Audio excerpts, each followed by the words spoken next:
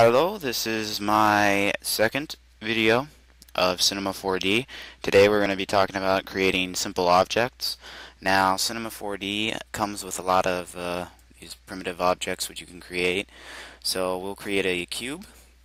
And now with our cube, what we can do, since right here, we're on the movement tool, what we can do, and if you ever want to know the name of a tool while you're highlighting over it, you'll read down here what it says, where my mouse is right now. So keep your eye at where my mouse is right now. It says Move Tool.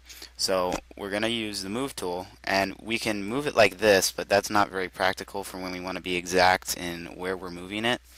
So I'm going to hit Control Z to undo that. And now we can move it upon the Z axis by just grabbing it. Grab it by the pointer, move it left and right. We can move it by the Y, up and down, and we can move it by the X, back and forth.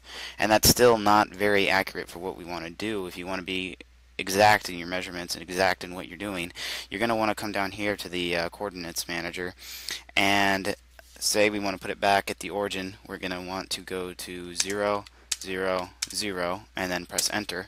And now it's back at 0, 0, 0.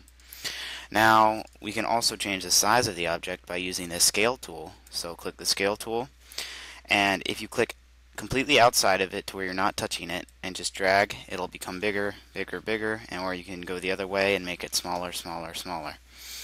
And again, that's not very exact, so let's say we wanted to make it double.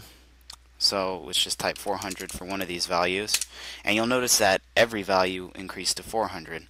So we're going to do a Control Z. Let's say we just wanted our X to become 400 and we wanted our Y and Z to stay the same. Well, we have to turn it into an editable object. Right now it's not an editable object. So we're going to go over here to make object editable, and we're going to click that, and now we can change our X to 400. And it'll just change the X. We also have our rotation tool. So here you can do the same, find your axis, and you can switch it. And like I said before, it's not very exact. So let's say we wanted to change the H to 90. We would just go here, type in 90, press enter, and it rotates by 90 degrees. So that's all your basic object movements. Thanks for watching.